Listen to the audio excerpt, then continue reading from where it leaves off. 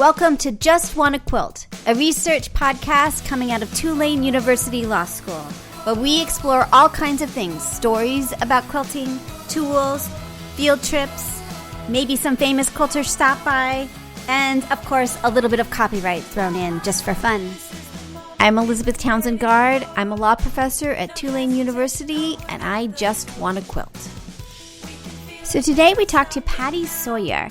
She is an owner of Sew-clusion, which is a retreat space up in Maine, and she also does a whole bunch of other stuff. So we're going to talk to her about her living her dream and having a retreat space.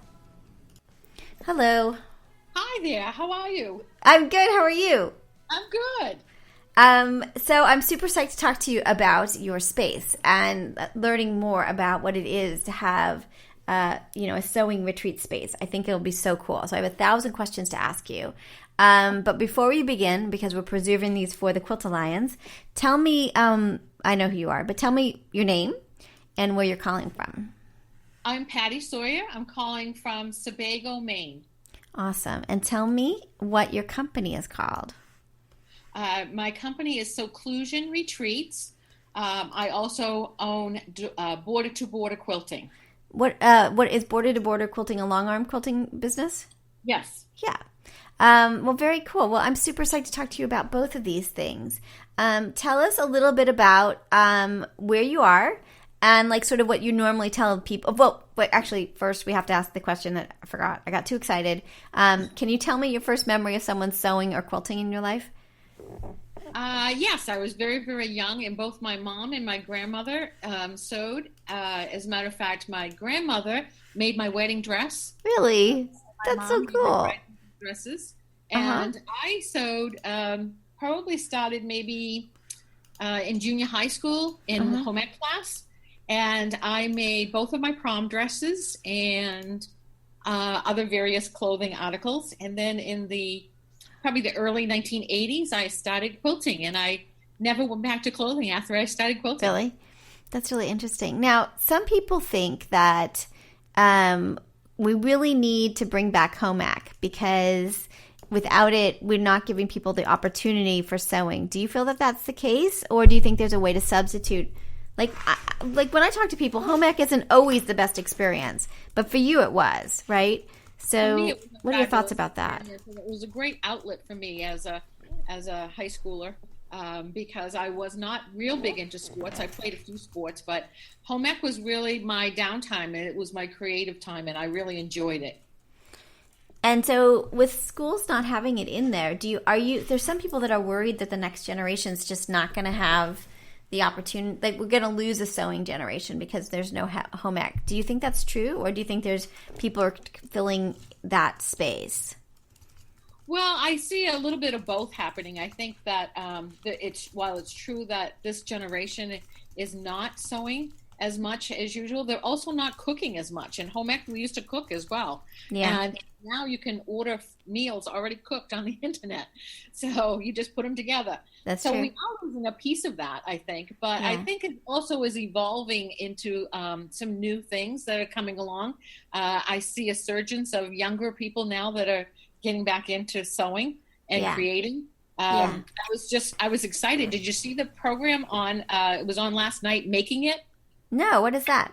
It's a new program that's on, and it's fabulous. It's kind of on the same idea as some of the cooking shows and stuff, where they give people a theme and they have to make it. It was really cool. Oh, that's so cool. I'll have to look for it. That sounds great.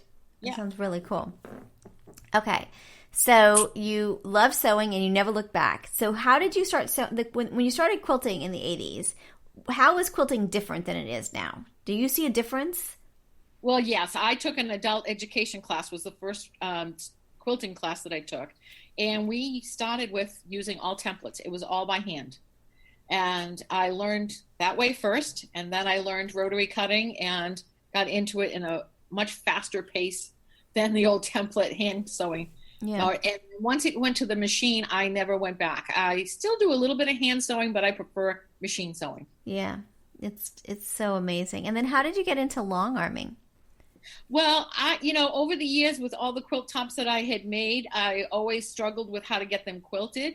I used to send them out. I had a woman here in Maine that I would send my tops to, and my mom introduced me to her. And every time I would go there, I would say, "Someday when I grow up, I want one of those machines."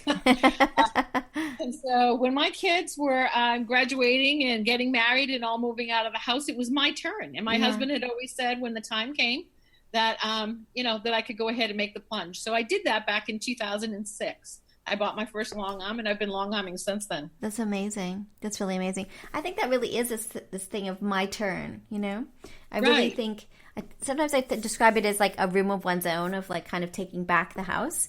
But it is a sense of like, I think that's an important aspect of it. Is that an important part to you as well? Like, I know that not all are women quilting. We always have to say that. But there is a sort of, we are the dominant force. And we spend a lot of our lives doing other things for other people. I worked and raised kids while my husband, did his education. He's an entrepreneur and owns his own business. We've always owned our own companies. And, it was my turn at that point. I had done all the things I needed to do. And as soon as the last one was graduated from high school, I was ready to make that investment. Yeah. So the funny story about that, Elizabeth, is that in 2006, my oldest son was getting married, and he was out in the Chicago area. And I was invited out there for a wedding shower for them, and it just happened to fall during the time of the International Quilt Show. Oh, interesting, because they're in Chicago, right? Right. So I went a few days early, and my son picked me up at the airport. I said, "Drop me at the convention center and come back and pick me up in a few days." And I was just amazed at the quilts out there, and that is when I bought my machine. I actually bought it out there. Really? You did? At the show? At the show. Did you look at all the different ones and finally settle on one that you liked? Is that sort of what you did? I had spent probably the previous year really studying all the machines that were on the market at the time, and pretty much knew what I wanted when the time came. And they gave me such a great deal at that show out there that I couldn't say no. Yeah. So I called my husband and said, there'll be a big delivery coming and be prepared for it. That's really great. Now, for people that don't know, you don't just have a long arm and a long arm business, and we'll talk about that, but you have a retreat business. So tell us a little bit about like how that happened and what that's like. Sew-clusion Retreat started 2.5, this is my third summer, 3 years ago. We moved, I was located in Massachusetts. We sold all the different properties that we owned at that time and purchased this property here in Sebago, Maine.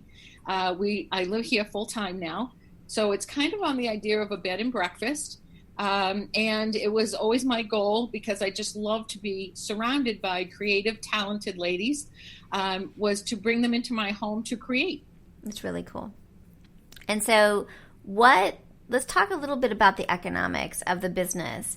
Like how is it going, and sort of what have you learned along the way in the last couple of years? Well, I've learned some things that, are kind of, they're kind of comical, actually, things that I did not realize that came with a retreat business.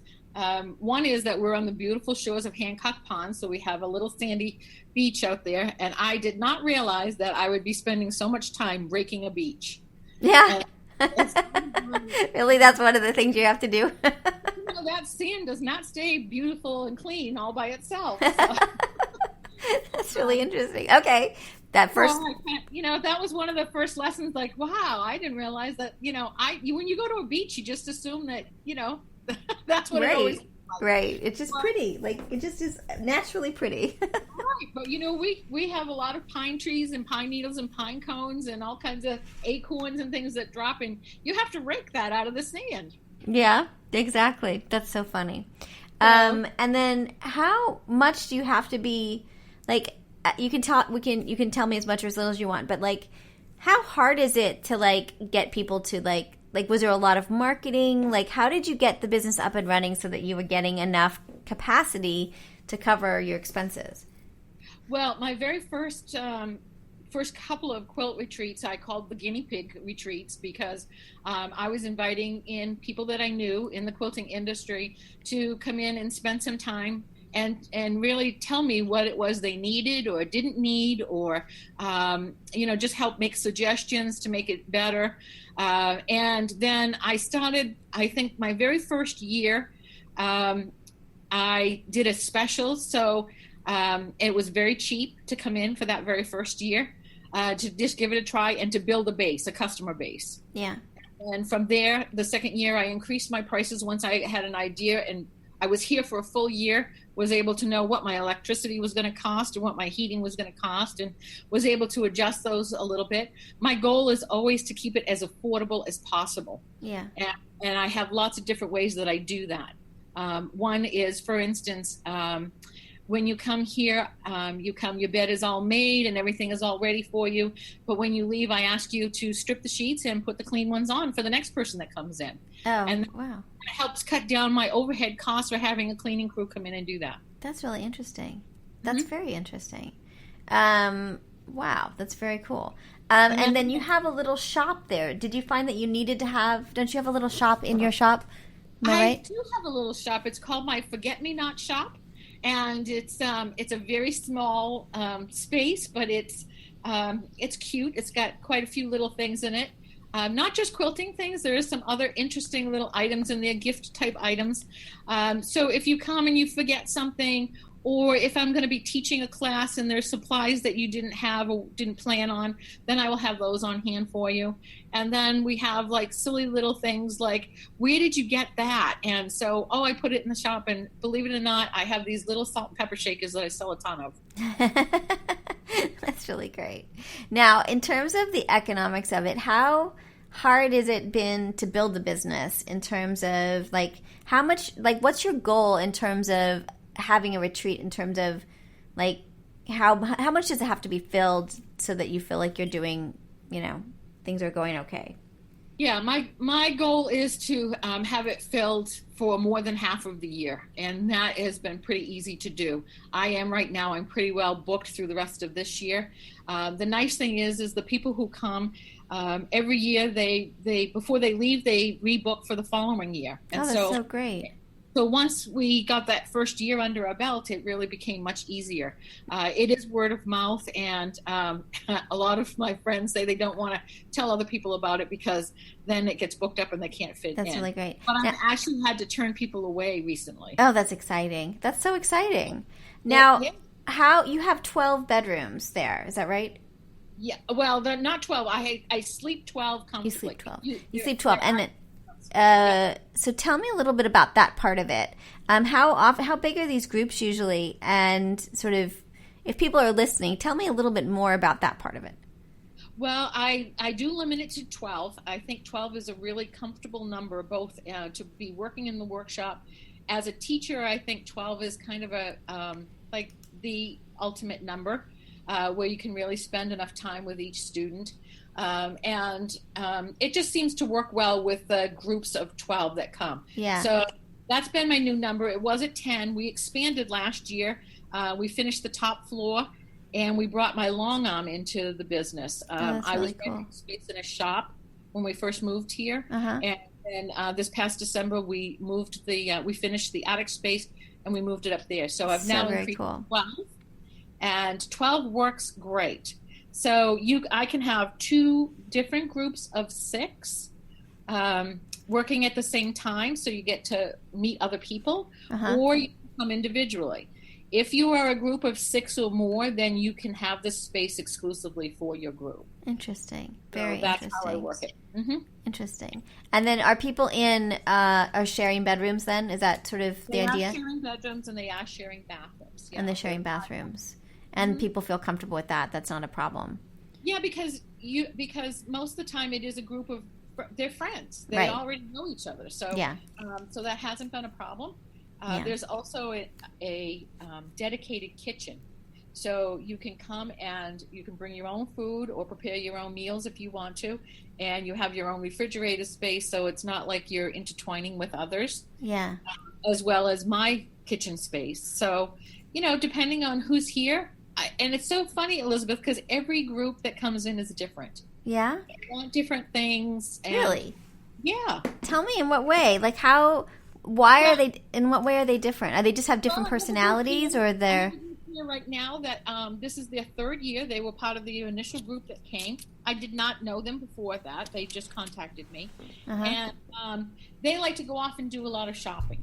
Interesting. So they go off all day shopping all the different shops in the state of Maine, and they eat out at restaurants, and they come back in the evening and sew all night. Wow. So, and then there's other groups that come in and they don't ever leave. They are here the entire time. That's really great. We have ones that they will share cooking. So like if you come with a group of friends, you might be assigned to do one meal, but then that's all you have to do and you're done. Somebody else will take turns and do the rest of the meals. That's really interesting. I try to make it as economical as possible for people. Yeah. And I price everything a la carte so that you only are paying for what you're using. That's really nice. That's really nice. And then on the food side of it, how hard has that been? Do you feel like are you doing the cooking, or do you have someone else that does it? No. When I first started, I was doing the cooking and it was way too much for me. Yeah. There's too many food allergies and problems with people who like things and don't like certain things. And so I just decided that it was easier for people to just take care of themselves. Yeah. So we have that option. We have, so you can bring in, I have a shopping service that will have groceries here for you. Oh, that's if you great. You can order that way. I have catering options where we have different companies within the local area that will bring meals in as well.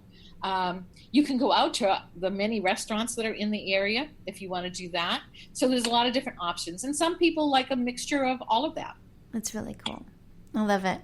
I do offer a couple of, like I will do things like a baked potato bar if you'd like. Mm-hmm. So, something fast and easy. So, if you're coming in late in the day and you really don't want to head out again, especially if you've been traveling a lot that day to get here, then I'll do something easy for you. That's just really so you cool. don't have to worry about that, that arrival time. Yeah, that's really interesting. Why do you think that retreat spaces like this are so, like there's a lot of them, but you're not necessarily in competition, right? Like you're full, like you're doing well. But why? What is it about it? Why are we so interested in this quilt tourism at this stage? Well, I think that this is the modern version of a quilting bee, really. Yeah. It's just got a little bit different flavor to it. Yeah. I think that I've been on many, many retreats.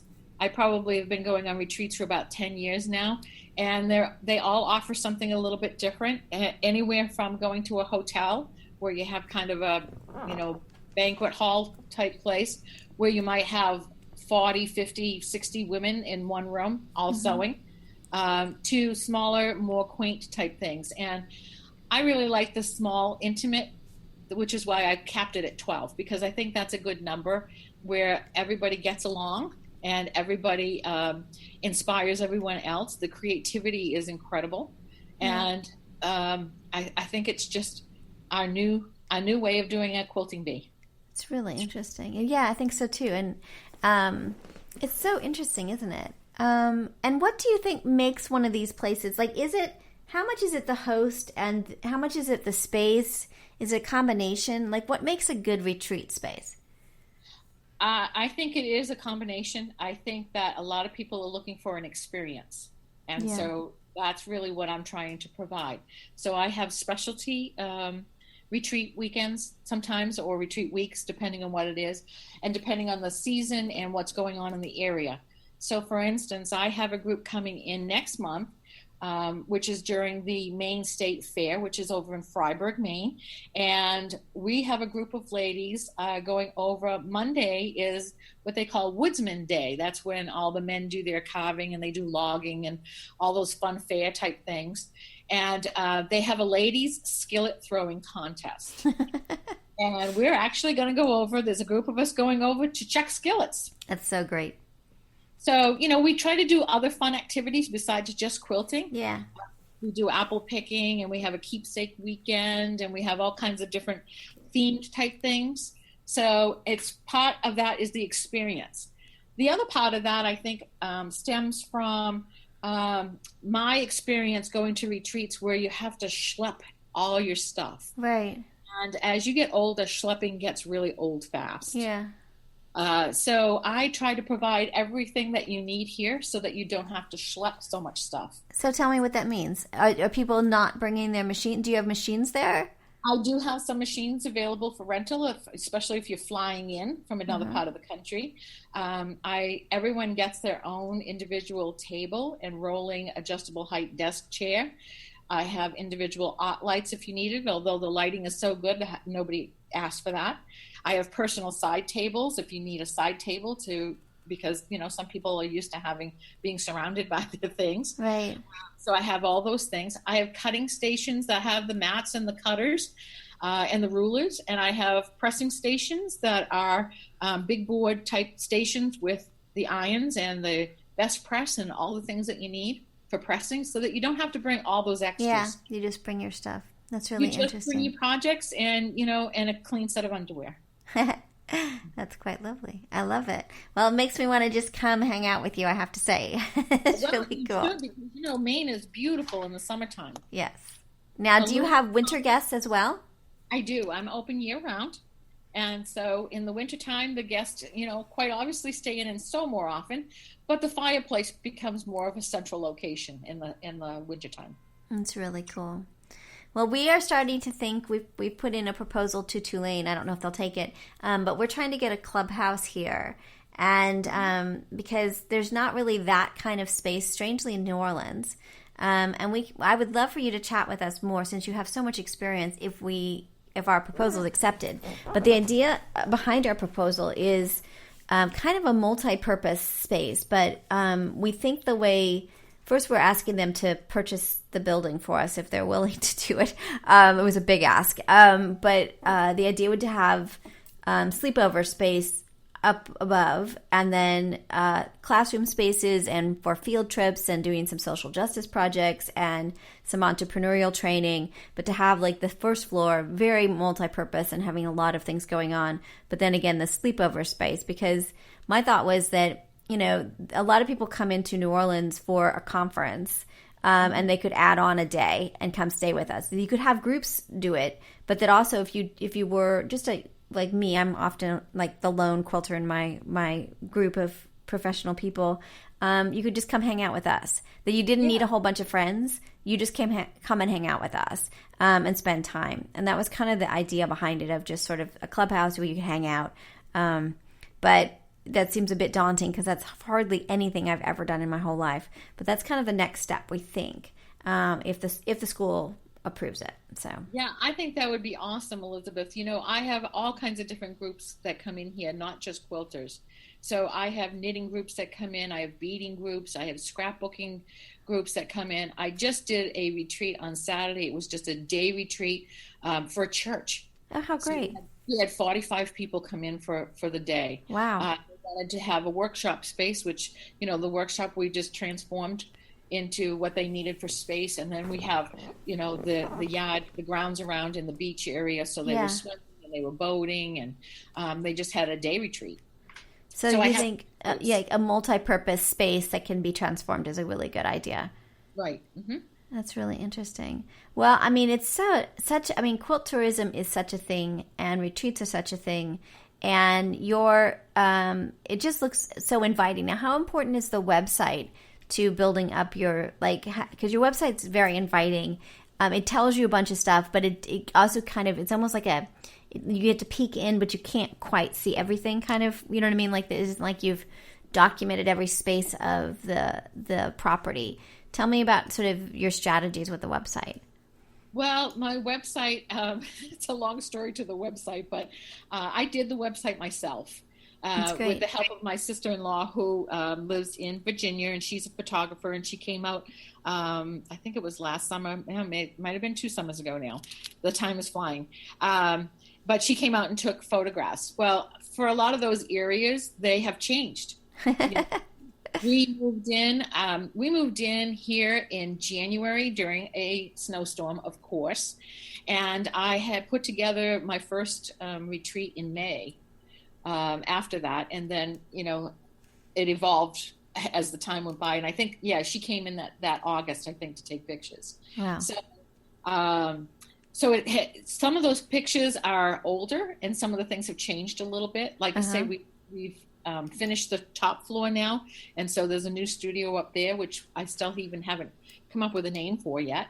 I try to name all of the rooms in the house. So if you come and stay in the violet room or the ruby room, that's great. And there's a thought process behind that, where actually I'm working on a couple of ideas for this fall and coming up maybe next year. I'm going to be collaborating with a woman who writes books, and she's going to write maybe a whodunit or a mystery style. And so Violet and Ruby are going to be characters in the book. Oh, that's so great. I love it. That's so great. So I have a lot of ideas that way. I also am going to be working on some, because I travel quite extensively, I've gotten to know quite a few designers, and I'm going to be offering sponsorships where designers can come in and sponsor a bed. Oh, that's great. We've been thinking about that. Yes, that's one of the, right, so that you can, that's so great. So that, right, and so that they would design the quilt. Is that what you're thinking about? Yes. Yeah, so they'll design the quilt and then maybe have a little display at the end of the bed of some of the products that they do, and so you can fight over which quilt you want to sleep. That's great. Yeah. That's we've been thinking about that as part of our both in terms of famous quilters and also sort of up and coming quilters. In terms of we have this thing we call the Quilting Army, which is basically people on Facebook that are willing to help. It's a research project coming out of Tulane, and so the idea is to think, how do you use every space wisely in sort of a retreat space? And that sounds fabulous. Well, I do have quilts on the beds, and there are some big name quilters that are on the beds right now, quite by accident. Basically, I bought quilts because I did not have time to make them all. And so I have a few here now, and people come up and they say, oh, I just love that quilt. And when I tell them who the quilter is, they go, really? That's really great. I love it. So it's kind of fun. So you never really know, whose quilt you're sleeping under. That's so cool. I love it. Well, you are Sew-clusion, and it's sew-clusion.com if people are looking for you. We'll also have a webpage on our website so people can get to it. Now, tell me a little bit before we have just a few more minutes, like seconds. First of all, do you have any intellectual property issues that arise with your business? Did you any worries or anything? Well, I teach also while I'm here, so that's one of the add-ons that you can do, and one that's becoming more popular right now. So you can come on retreat and have part of your time where I'm teaching you a skill. I am a quilt judge, so I travel around to different shows. That's so cool. Yeah. So I've learned how to do a lot of things. I can't say I'm a master at all of them.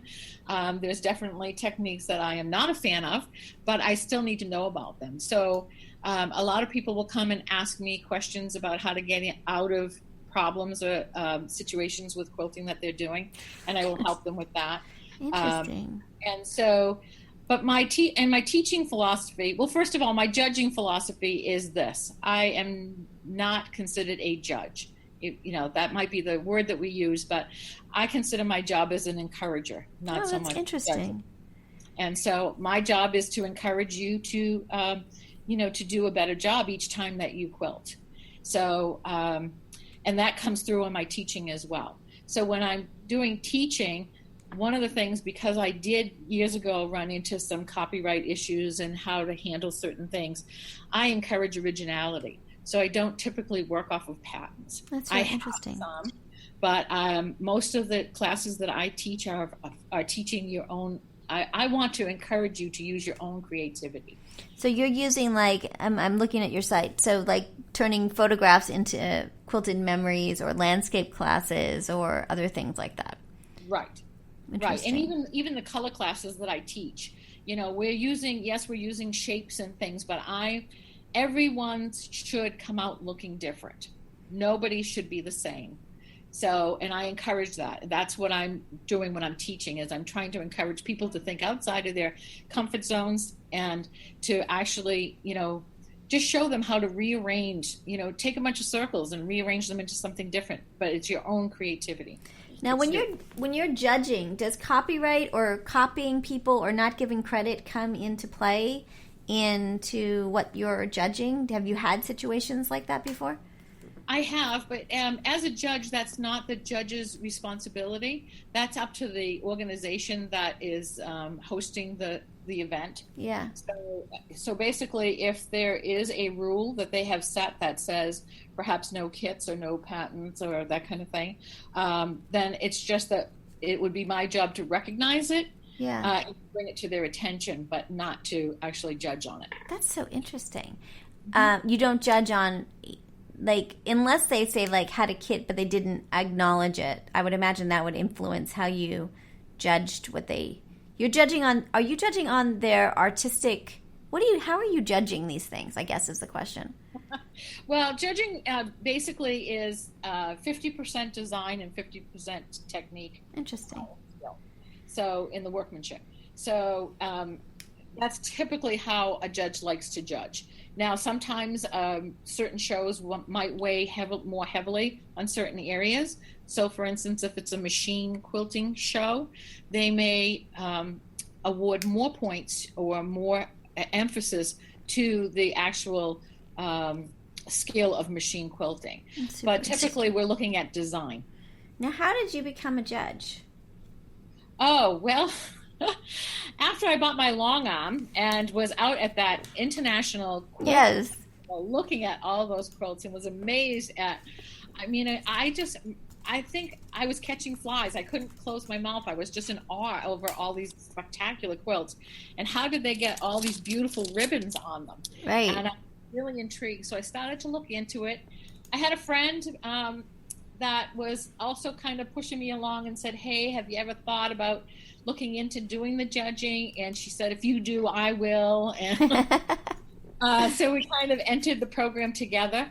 Back then it was overseen by the National Quilting Association. Of course, they are no longer in existence. Yeah. So I got into it that way. And it's just years of experience. It is, I've taken literally hundreds and hundreds of classes from all different teachers across the country. Now tell me a little bit about that, because think people get to a point where they think they don't need a class or they know some basics, but you're like a judge, you have a retreat, and you say you've taken hundreds and hundreds of classes. What do you look for in a class when you're looking for one, since you're very experienced? Sort of, how do classes help you, and what do you look for when you're looking for a class? I'm always looking for one little tip that I can take from a class. Interesting. It doesn't necessarily, because there are times when I take classes and I'm like, well, I really don't need to take this. But I am looking for a teacher who's going to give you the tips that you need to get better results. Interesting. And sometimes it may be an adjustment on your machine. Sometimes it might be something about thread or batting or maybe the grain of the fabric. You just never know where the little tip is going to come up. Interesting. And I take those little tips and I teach them here at the retreat center. And people go home absolutely amazed at the difference that such little adjustments can make. Yeah, interesting. Super interesting. Mm-hmm. Well, this is so great. I just adore this. This is so great. Anything else the long arm business. So tell me, you both rent it and you also you have one machine, is that right? I have one long arm machine. It's a big Gamble with a startless stitcher, which means it's a computerized machine. And I've had it since 2006. Uh-huh. And when I first moved to Maine, I did not have space big enough for it. So I rented space in a brand new quilt shop that was opening. Oh. It was a win-win for us both, because she had all this space, but she didn't have inventory enough to fill it. And I had this great big machine. So we put my machine right in the very front window, and all the people had to come in and see what that big machine was. Very cool. So I was there for 3 years, just about 3 years, and it was a great time there. But my goal was always to bring it back home. I was wasting a lot of time traveling back and forth. I had to change. It's so funny because, when you have a long arm in your home and you're doing that as a business, you're working in your pajamas. Right. People don't realize that, but yeah. But now that it's in a shop, I have to get dressed every day. Yes, I understand that. And I had to pack a lunch with me. Right. All those kind of things. And so I was really anxious to get it back home again. If it snows here in Maine, which it does quite often in the winter, I wouldn't make the trek over to where the machine was. And I felt like I was wasting a lot of time. Yeah. So now I can set that machine and keep other things going at the same time. The decision to rent it is a recent one, and it has been gaining some interest. You now can come on retreat, make a quilt top, get it quilted, and have it all bound and go home with a finished product. Amazing. So whether you hire me to do it or whether you want to do it yourself, you can do it either by computer, you can do a pantograph, or you can do free motion. That's so amazing. whatever you're comfortable with. That's really amazing. And I'll train you how to do it. We also have what I call valet service. Uh-huh. So if you want to drop or ship your quilt to me a few days before you arrive on retreat, I'll have it all loaded on the machine so you're not wasting the time. It's so cool. I love the valet service. It's so smart. Yeah. It really is. Well, most of the time goes into just loading it. You need to get it loaded on there correctly. And so I'll do that for you for a fee, and then you can create until you have no fabric left to create. Now, how many people are doing free motion quilting, or how many are choosing a pattern and just setting it? And is that very difficult on the gamel if you're a new person trying to get the pattern onto your quilt? Does it take some expertise? No, and Gamel has come out with some new products now. There's one called Elevate, which is much more user friendly. It's much more like using your iPhone, and so it's kind of like pick the pattern and drop it in, and it's very, very user friendly. So I am considering in the future probably putting in another machine that's one of those. That's really interesting. But once you understand what you're doing, it's really not hard at all. And most people I would say are doing an edge to edge all over design. Yeah. Because most of the people are here that they're making quilts to give as gifts or for their own use kind of thing, as opposed to, the people who are coming here and not professional competitive quilters. Yeah, and they're not even if they are, they're not going to be doing their quilt show. That's a different kind of sewing, you would say. Right? That's right. Yeah. Well, this is so interesting. Wow. I want to come play. We're really far away. I would love to have you come play. I have people that come in from all over the country. In January, I do a designers retreat. That's always a lot of fun. So all the designers are coming in. They're getting ready for spring market. That's so great. That's so great. And then they have to name their new products. And so we have so much fun just talking about what we should name this, or you just learn so much from all these designers and the process that they go through. That's so cool. That sounds like you've really figured it all out, and you're having this is a great chapter of your life. They say living your dream, and I am truly living my dream. That is so cool. That is also, so cool. I think the other important part for me, Elizabeth, that I want people to know is I consider this my ministry. Yeah. And in terms of that, it's because a lot of women come here very burdened. Yeah. We're all taking care of elderly parents or sick children, spouses, or they come with what I call a lot of baggage. Yeah. And this is a place where they can come and let it go for a little bit, let their creative soul just work within them, create something wonderful and beautiful, and leave with a smile. Yeah. And that's the ministry. That's the goal. That's so huge about this. I mean, really, you've touched upon something so important, because I feel that way all the time. I quilt every night. I quilt every night, regardless of how terrible or long or wonderful the day has been. And it's really my space of, this is my time space. Because, as you said, we are so burdened with so much, and so many people asking us to do stuff, that it's a space to retreat. And then also the quilting community is so amazing. So I have one story. So we were supposed to go to Pensacola on a field trip, and I was arranging it, and I have this research fund, so I was paying for it, and something slipped through the cracks, and I didn't get in the paperwork in time for Tulane to approve it. And I was telling them that, and they were like, you know what?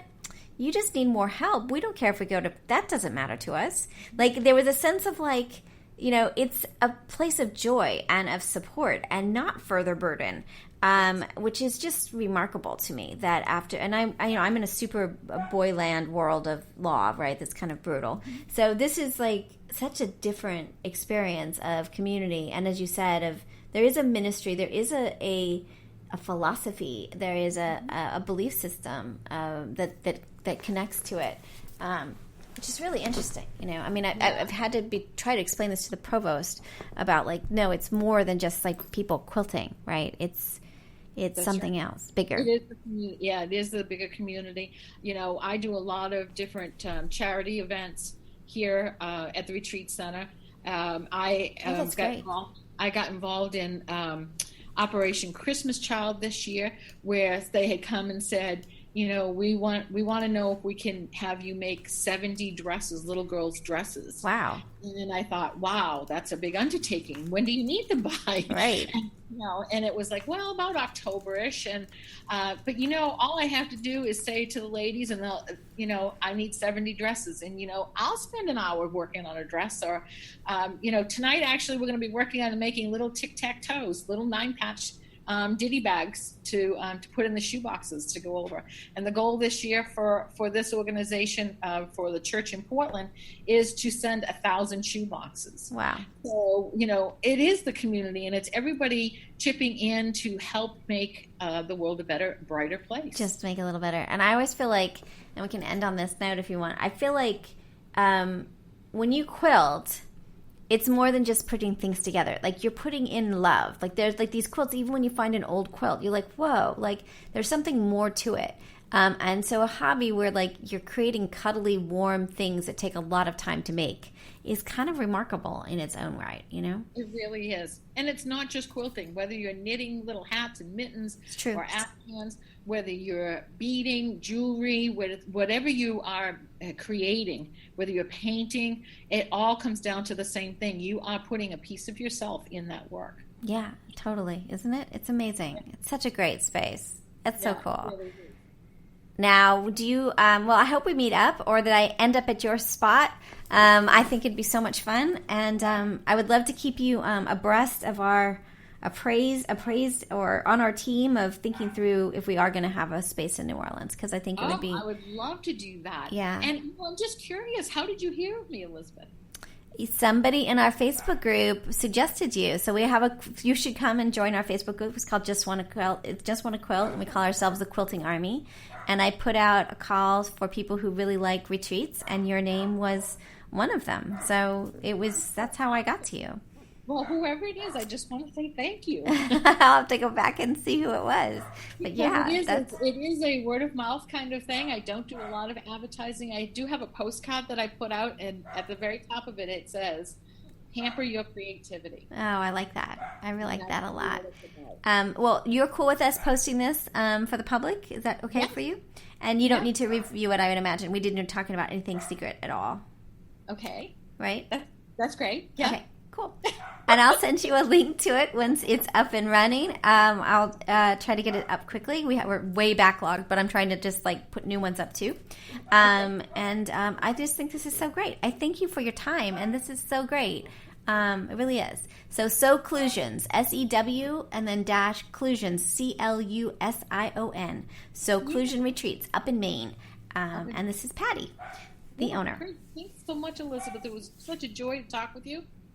Well, it was a joy to talk to you too. I'm really psyched. I just can't. I love the fact that you're living your dream, and that it's still dreamy. That was my biggest worry about like suggesting this clubhouse, that somehow I'd be like, it would be all sand and not joy. Well, don't forget, you still have laundry too. That's true. It's true. It's a lot of towels and sheets, but those are the easy ones to fold. That's so funny. Yes, right. My husband and I just went away on a retreat ourselves. Our kids gave us a gift, and we went to Vermont to this lovely inn up there. And we found out that in the basement of this inn, they actually have a sheet folding machine. Whoa, that's amazing. I was like, wow, we need to get a sheet. I need that for the house. So you just never know what you're going to find. No, it's true. I love it. I love it. Sheet folding machine. Put that on the list. You might need that in your space. Oh my gosh. There's no space. Like, that's the other problem is New Orleans. We just, we went to Georgia and all these shops had long arms in them. We have one shop here that has one long arm. We just don't have the space here. The real estate, we're not in New York City, but we don't have big, huge, expansive spaces here. It's really interesting. So yeah, you do need that big, expansive space. There's no doubt about it. That my machine takes up the room that we just had is the whole top floor. Wow. And we did put a bathroom in up there, and we do have a few beds up there. But that machine, as a matter of fact, it had to come up through a window. Wow. Really? We actually rented a boom lift to get it in. Oh my gosh, that's craziness. You need to have a lot of space for a long arm machine. Yes. Right now we have one that was partially donated to the project, but we don't have space at the university, so we have a converted duplex, so it's in the middle of the living room and it's upstairs, and it's not making the kid, I have one kid, not making the kid that happy, I have to say. So. Well, you know what? The kids actually, they grow and move out. They do. I know. Mine, I've got 3 more years till college. So I'm like, come on. Like I'm practicing. I'm getting my own life. So when you move out, I won't just harass you all day long. That's right. And the goal, of course, is to pass it on to our children. Yes. But I have 3 children, and not one of them is really interested in it. Yes, well, that's so funny. Well, thank you again for your time. I adore you, and I thank you so much. I think this is so much fun. All right, take care. All right, take care. Bye-bye. So this is Elizabeth Townsend-Gard. You've been listening to Just Wanna Quilt, a research podcast coming out of Tulane University Law School. We want to hear from you. Join our army, our quilting army. Go to our Facebook page. Suggest people